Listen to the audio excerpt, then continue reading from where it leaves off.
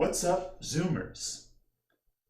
In my brief vacation from YouTube, I've been studying my YouTube demographics, and it'll come as no surprise to you to learn that my key demographic is, you guessed it, 12 to 14-year-old girls. Now, naturally, it's not much of a surprise to learn that 12 to 14-year-old girls like learning about immigration in Sweden, crime statistics, and whether or not Google is listening to you through your microphone. So, I wasn't surprised to learn that, but it did make me think I've got to do more to appeal to my key demographic, and that means jump cuts. And also, I'll be focusing on a subject that I know is near and dear to the hearts of my core demographic, which is democracy and my problems with it. I know what you're thinking. Democracy? Who could have a problem with democracy? It's as American as apple pie. Democracy is great. Democracy is what we spread around the world. Everyone wants to live in a democracy, right? Isn't that what you're thinking? Isn't that exactly what you just said out loud to yourself? I can't hear you, okay? So don't bother talking back to me. No need to say that kind of stuff to yourself. But I know you're saying. And the answer is, I think we've been fed a lot of propaganda. A lot of people like the idea of democracy. Democracy's appealing, it's attractive. Part of that's our culture. Part of that is a few basic arguments that people make in support of democracy. When people are trying to argue that democracy is a good thing, when they're advocating for democracy, when they're pushing democracy on people, what do they say about it? What are the chief virtues of democracy? Number one, they say that democracy can utilize wisdom of the crowds. They say that groups of people working together can come up with more wisdom and better ideas than any one individual. Number two, people say that democracy gives you representation. American revolutionaries in the Revolutionary War, they had a slogan that said, no taxation without representation. And the third argument that people make for democracy is they say, well, hey, it just works. Democracy's great. So what I'm going to do in this video is go through those three arguments and tell you why I don't think those three arguments are all that compelling. I'll tell you why I, personally, I'm still not such a fan of democracy. And maybe I can raise some ideas that'll convince you, yes, you little lady, to have some doubts about democracy as well. Let's take first things first, the wisdom of the crowds. Now, probably you've heard of this phrase before, but just in case you haven't, let me talk you through it. Wisdom of the crowds, what does it really mean? Well, consider the show Who Wants to Be a Millionaire? You may remember it. It's a game show. I don't know what kids are watching these days, but whatever. In order to participate on Who Wants to Be a Millionaire, you've got to answer a series of questions, a kind of preliminary competition. If you're fast enough answering the preliminary competition, then you get to be on the show. And when you're on the show, they go through a series of multiple choice trivia questions. And if you win, you get to be a millionaire. That's the idea. If you get stumped by a trivia question, you can use a lifeline. And one of these lifelines is polling the audience, asking the audience. You get to poll the audience, give them the question, and they can all vote, and then you see the results. So ask yourself, how likely is it that the audience is going to get the right answer when you poll the audience? Remember, you're the contestant on Who Wants to Be a Millionaire. You're a better than average. You are better than average at trivia because you had to win that preliminary contest to get on the game show. And you only poll the audience when you don't know the answer. So you're better than average at trivia, and you're stumped by a question. You're hit by a question that's harder than average. You're better than average, hit by a hard question, then you turn it over to the audience. What's the likelihood that they're going to get it right? Think of the number, the percentage likelihood that you think is true. Have it in your head. Real answer, 91%. The audience almost always gets it right. And this is an example of the wisdom of crowds. So you may be asking yourself, given what I just said a second ago, how is it possible that the audience almost always answers the question correctly? How is it possible? Well, the basic idea is this. Most of the people in the audience actually don't know. And when they don't know the answer to the question, they're left to just take their best shot. They guess, they go with their intuition, they try to remember something that they heard once, whatever it is. They go with what sounds right. But pretty much they're just going to randomly fall into one of the other categories. Maybe they can exclude a category because they know it's crazy or something like that, but they're going to randomly kind of pick of any of the viable options that they see. Let's say you've got a question. The real answer is C, but 90% of the audience doesn't know. They have no idea. And 10% of the audience does know what the answer is. So that 90%, they're going to be evenly divided among the four options, A, B, C, and D, that they have. It's going to be 22.5% of the audience is going to vote for A, 22.5% for B, for C, for D. But effectively, all those people are going to cancel each other out because they're evenly spread among the four options. The remaining 10% of people all concentrate on the right answer because they know what the right answer is. That's what it means to be one of the 10% who know. So then the final resolution of the poll is going to be A 22, B 22, C 32, D 22, and then the answer is going to stand out. So long as people are kind of randomly split up between those options, and so long as some percentage of the people know the real answer, the audience is going to identifiably mark the correct answer for you with the majority of the responses. And that's why the audience almost always gets it right. That's the wisdom of crowds. A classic example of the wisdom of crowds is showing people a jar full of gumballs, or showing people a goat, and you say, hey, guess the weight of this goat, guess how many gumballs are in this jar. You take everybody's guesses and you average them. And what you find is that the average of everyone's guess is about right. It's about the number of gumballs, it's about the weight of the goat, it's about the kind of things of that nature that you're asking. You can solve those with the wisdom of crowds. And again, it's a similar idea. People who don't know will cancel each other out. People who do know will be concentrated on the right answer. So some people are going to guess a number that's absurdly high, some people are going to guess a number that's absurdly low. They're going to cancel each other out. Some people are going to make a smart guess. They're going to be in the right ballpark. So now you may be thinking, hey, the wisdom of crowds sounds great, and I can see how it's utilized by democracies in order to come up with the right answer to complicated, difficult questions that most people might not even know the answer to. How does this fit with the theme of the video? How does this fit with the theme of the video? I'm glad you asked. The wisdom of crowds can go awry in a lot of different ways. Here's a hypothetical. Suppose we're back playing Who Wants to Be a Millionaire. Only now there's a change in the rules. Now, if you're in the audience, the rule is you can vote for whatever answer you think is right, but if you vote for answer A, you get a $100 bill. Now imagine polling the audience. All of a sudden, people aren't going to be randomly distributed among all four possible answers. Instead, they're going to be really concentrated on A. In fact, most people are probably going to ignore even trying to find what the right answer is. They're just going to pick option A because they want the $100. They want that money for themselves.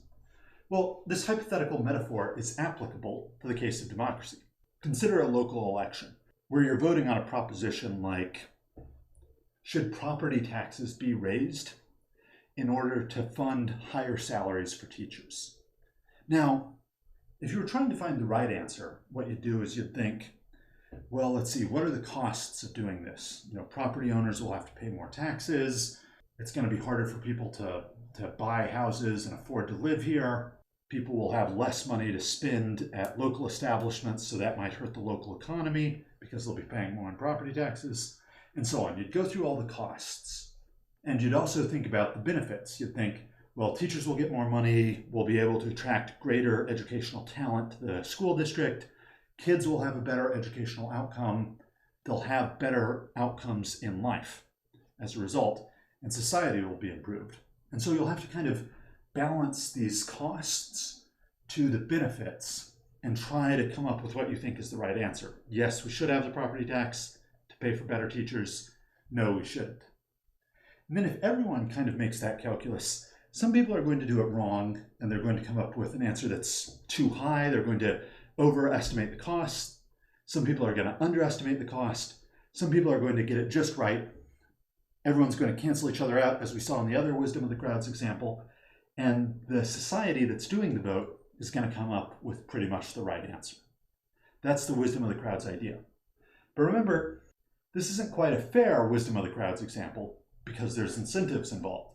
You are a property owner. You're going to have to pay some of that tax. Or you're a parent and your children are going to benefit from having better teachers. In other words, there's a $100 bill in it for you if you vote for the answer that's good for you. And now all of a sudden you aren't doing that complicated reasoning that we talked about before. You aren't just randomly picking A, B, C, or D and letting yourself get canceled out by other people. Now, instead what you're doing is you're just picking the thing that's best for you. You say, well, actually, I own a house and I'd rather not pay more property taxes, so I'm not really going to think about the goods that would come from improved salaries for educators. Or again, conversely, you're thinking, my kid could use a better teacher, so I want my teacher to be paid more. Or maybe you're a teacher in the district and you can get paid more directly. Incentives are one way that the wisdom of the crowd can go awry. Just like you wouldn't trust polling the audience. If the audience got paid $100 for voting A, no matter what the right answer was, it's suspicious whether or not you can trust the average voter when they get benefits or penalties depending on their vote, when you're voting for things that might help or hurt you. Another way that wisdom of the crowds can go awry is if you think about the how many gumballs example, or the what's the way to my goat, or answer my question in Who Wants to Be a Millionaire. All of these things are questions, they're trivia questions that you aren't really invested in. You don't especially care that much how many gumballs are in that jar, and you've never thought about it before. So you can just look at it and take your best guess and just say whatever you think rationally the answer should be. You can, judge the goat and say, well, it's a bit bigger than my dog, so I guess it'll be twice the weight of my dog, something like that. You can just think of some answer, give it your best shot, and answer rationally. That's not always true of politics, though. Let's go back to the Who Wants to Be a Millionaire. Classic example, no more incentives. You and I are sitting next to each other in the audience. The contestant center stage gets a question that's a tough one. He's scratching his head. He's got to give an answer. His brow's furrowed. He doesn't know what it is. He's got to go to the lifeline. He's going to ask the audience. The lights dim, then they flash. Dramatic music swells. The question is read to the audience, and we're given our little handheld voting machines. And you turn to me and you say, what do you think the answer is? And I say, A. You say, why A? I say, well, my grandfather, he was an A man. My dad was an A man. I'm an A man. I've voted A my entire adult life. I see no reason to change that now. You go, well, I kind of thought the answer was B. And I look back at you with contempt. B? You vote B? And you go, well, no, I mean A. It's probably A, right? It's absurd in the example of trivia to be dedicated to voting A, for example, to a question. Nobody's dedicated to voting A. There are no A men in trivia games. But there are people who are dedicated to their political parties. There are people who have friends who influence their political views and family members. And it does kind of matter what your parents voted, how you were raised, what your friends at school vote, what your coworkers voted. All these things can influence you. They can shape what you see and how you feel and how you act, how you're going to vote. Likewise, celebrities on TV, politicians kind of embody the ideals of their party, and that can influence your vote too. What you see on the TV, what you read on Twitter, that can all influence your ideas. So say there's a politician who's against abortion, and it comes out that this politician had a mistress and he had her get an abortion.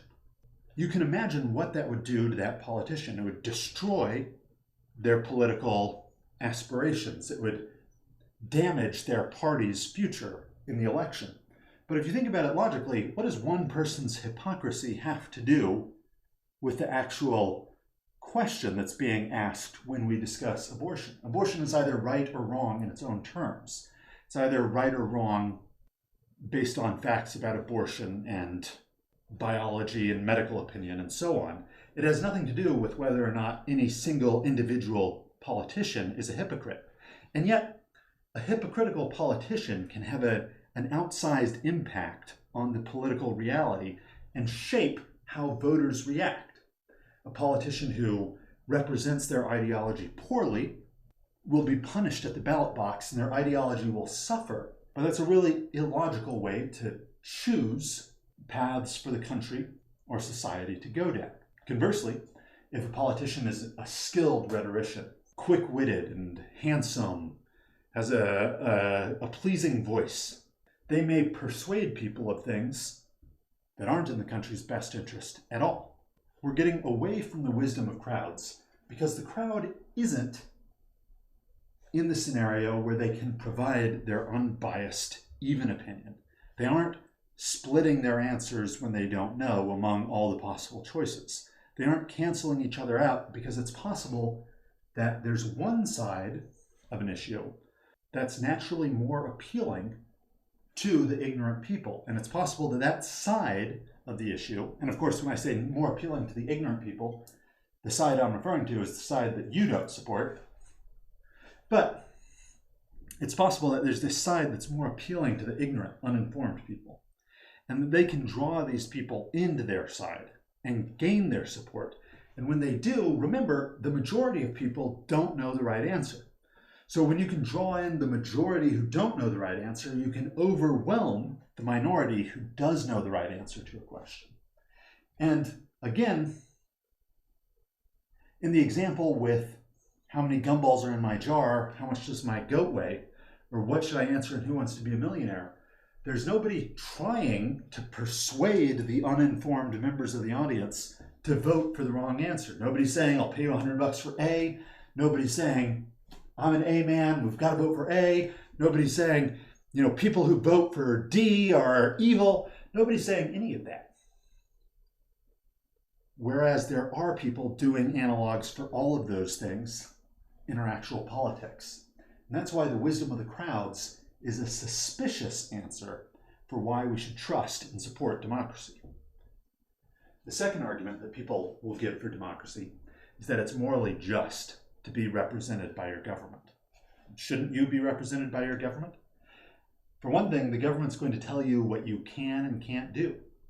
For another, the government's going to take your money in the form of taxes, and the government's going to act on your behalf in ways that might affect foreign countries and foreign people, and it might inspire those foreigners to come attack you or do bad things to you.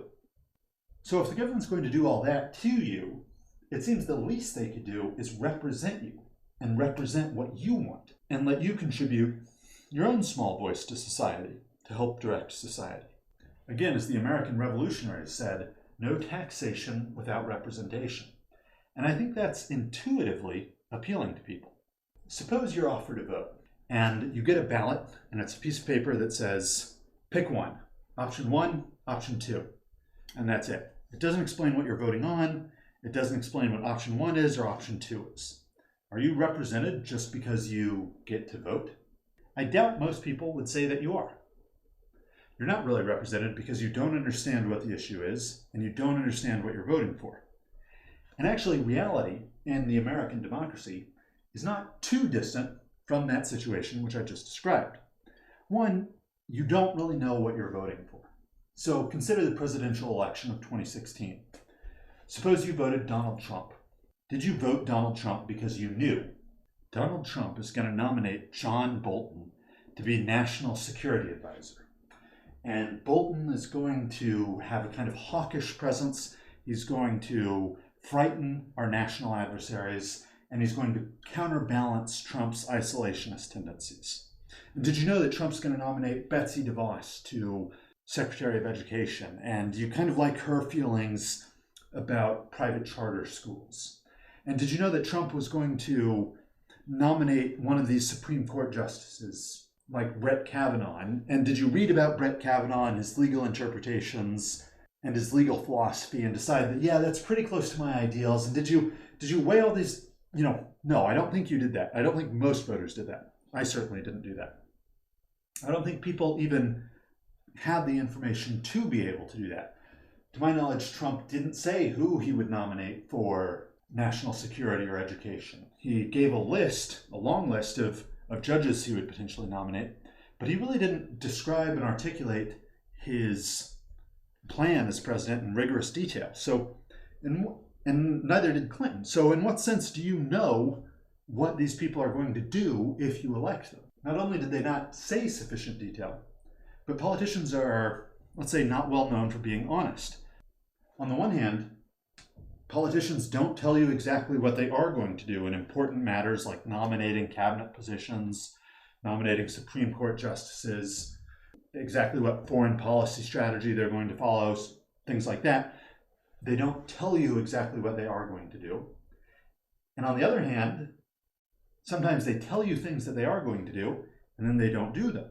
Politicians tend to lie. It's what we call a campaign promise. When they promise something on the campaign trail that they're probably not going to deliver, that they're unable to deliver, that they'll be unwilling to deliver once they get elected. Donald Trump, for example, promised the border wall.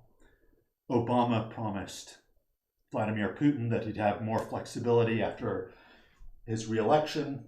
The current Democratic candidates promise everything from $1,000 a month to free healthcare, education, et cetera, and gun confiscations. All of which are things that realistically are probably not going to happen. And yet the politicians are promising them. So you don't know exactly what they're going to do. Either things they say they're going to do that they won't actually do, or things they're just not telling you that they're going to do. And even worse than that, you don't really know what they should be doing. If you think about it honestly and evaluate your own ability and knowledge and expertise, are you really that qualified to say what our position should be regarding sanctions on Iran, for example, or how our national stature should be with respect to Saudi Arabia? Are you really that qualified to talk about nuclear proliferation and balancing the concern there versus maintaining alliances in the Middle East or containing Russian aggression and how much money should we be spending on defense and so on and so on? Are you really qualified to think about those things and to synthesize all of those many disparate and vital claims into a position like, I support candidate Donald Trump. I support this candidate over that candidate. I support this policy over that policy. I think realistically, most people don't really understand the proposition to them. And in this way, it's not really a question like, who do you vote for president? It's more like that blank question that I alluded to a moment ago. Question one, option one or option two. You don't really understand what the question is. You don't understand what should be done, and you don't understand what the different options are going to do for you. So in what sense are you represented? There's another argument against the representation idea. That comes from a Princeton study in 2014, which found that American citizens aren't all that represented. I'll read an excerpt or two and show you some graphs. Testing Theories of American Politics. The link is in the description. This paper looked at 1,779 policies. When one holds constant net interest group alignments and the preferences of affluent Americans, it makes very little difference what the general public thinks. The probability of policy change is nearly the same, whether a tiny minority or a large majority of average citizens favor a proposed policy change. End quote. These graphs will help illustrate that point. Here, the black line shows the probability that a policy will be adopted given by the left-hand y-axis based on the percentage of the general public that supports the policy given by the x-axis. The gray bars in the right-hand y-axis represent what portion of their 1,779 historical policies evaluated in the study fell into each condition. So here, if 50 to 60% of the general population support a policy, then there is about a 30% chance of the policy being adopted. If 80 to 90% of the population support a policy, then there's about a 30% chance of the policy being adopted. In other words, the support of the general public doesn't actually alter the likelihood of a policy being adopted or not. To repeat the earlier quote in hopes that it makes more sense now that we've seen this graph, quote, "It makes very little difference what the general public thinks. The probability of policy change is nearly the same, around 0.3, whether a tiny minority or a large majority of average citizens favor a proposed policy change," end quote. In contrast, the paper provides the same graph of the preferences of the economic elites. You can immediately see that this graph functions the way that you would hope the previous graph did. The more that economic elites want a policy, the more likely that policy is to be adopted.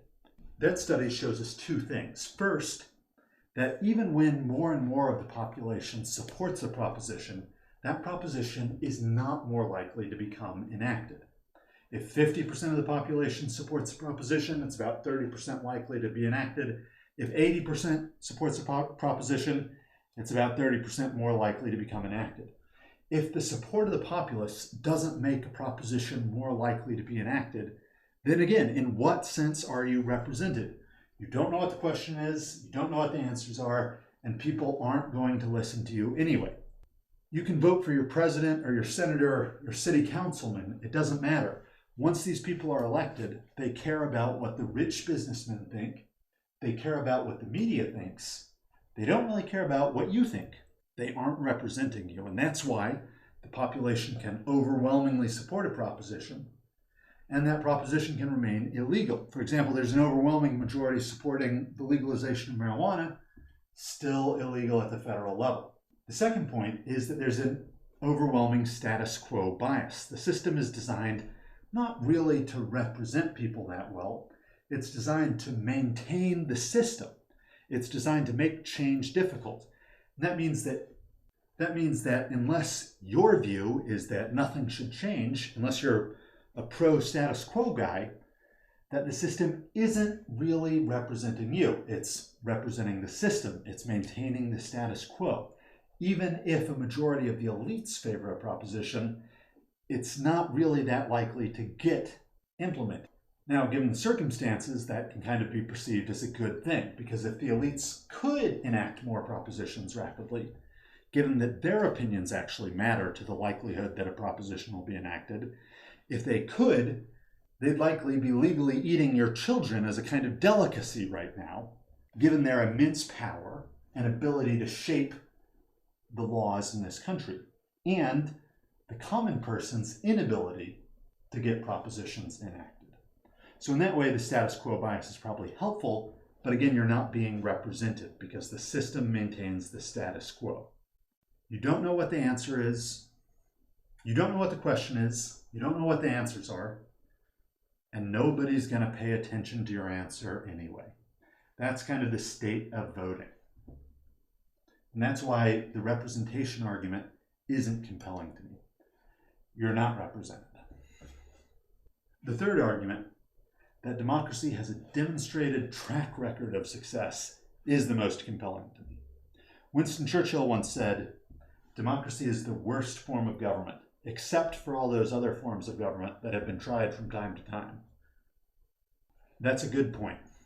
Most of the most successful, powerful countries in the world right now are democracies of some form or another. The United States, the UK, much of Europe, Japan, South Korea. All these countries are doing quite well. They're wealthy, their people are free and enjoy a high standard of living, and they follow a democracy of some form or another. Even in the ancient world, democracies were high status countries like ancient Greece or Rome to some extent, although admittedly these were a very different form of democracy in the ancient world. It's tough to argue with results.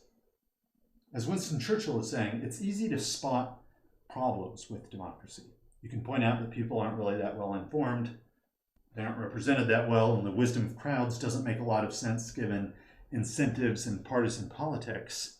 You can point all that stuff out, but it doesn't change the fact that democracies are actually doing quite well in the world. They're actually quite influential, quite successful. People like living in democracies. Now, what's important to note about this argument is that it's essentially restricted to the form that Winston Churchill articulated it in. That is, democracy is better than the other forms of government which have been tried. And as such, this is an argument against implementing one of the other failed governments that have been tried historically. It's not an argument necessarily against changing democracy, iterating on democracy, improving democracy, and ultimately replacing democracy with a superior government of the future. Churchill's observation is absolutely encouragement that we should be careful when we're considering changing, iterating, improving on democracy. Because as they say, all improvements are changes, but not all changes are improvements. So it's encouragement to us to be careful when changing it, but it's acknowledgement of the fact that democracy does have flaws, does have problems. And in the future, we can work on improving, correcting, and overcoming those flaws. I do want to talk about my ideas for doing exactly that in an upcoming video. In this video, I've discussed what I think of as the best arguments in favor of democracy and why I don't personally find them that compelling. What I'd like to do in an upcoming video is discuss what I think of as the flaws in democracy and how I think they could be mitigated or improved. The ultimate problem is that the average voter doesn't know enough to make good choices. Ignorant voters can overwhelm good voters. That voters don't hold politicians accountable when the politicians lie and betray voters by serving special interests and the very rich. These are the ultimate problems I feel with democracy. But what if we could reduce the number of bad voters? How I imagine doing that is by arranging society, arranging government at every level, local, state, federal, to publish a series of statistics that represent how society is doing. Jobs numbers, wages, educational attainment in schools, crime, and so on. Citizens who are interested in voting would be able to enroll in an online program where they would be able to make predictions as to each of these numbers. Are they going to go up in the future? Are they going to go down? Are they going to stay the same? How will it change over month to month, year to year, and so on? When it comes time to vote, the citizens who are predicting well, the most accurate citizen predictors, the top 5%, let's say, will be enabled to vote. The reason why it's a good idea to let these people vote is they've demonstrated that they understand society. They understand all of the various metrics that are important to our society, and they can predict how they are going to change. So these people who get it, who understand how things will affect society and how society will change, are the ideal people to evaluate propositions for society. So the property tax will go to these people. They'll be able to predict how the property tax would affect people. They've demonstrated they have an above average ability to predict such things. So they're exactly the kind of people who know what the right answers will be and who we should trust to make those answers on our behalf. They're informed enough to know how society's doing, how it's changing, so that they can win this competition and get to vote. They're informed enough to do that, which means they're informed enough to follow what politicians are doing. And if the politicians betray them by lying to them, by serving the interests of the rich instead of the common people, then our informed, high-quality electorate will be informed enough to punish those politicians for that treachery. Anywho, I'll get into more details about that in an upcoming video. If you have any additional arguments in favor of democracy, which I didn't cover, or if you've spotted any flaws in my argument, leave them in the comments. I'd love to discuss them there. I'd also like to know how you feel about the slightly different style of this video and this presentation as opposed to previous YouTube videos. Other than that, if you enjoyed what you saw, let me know by clicking the like button. If you want to see more content in a similar style, go ahead and click subscribe. Thanks for your time.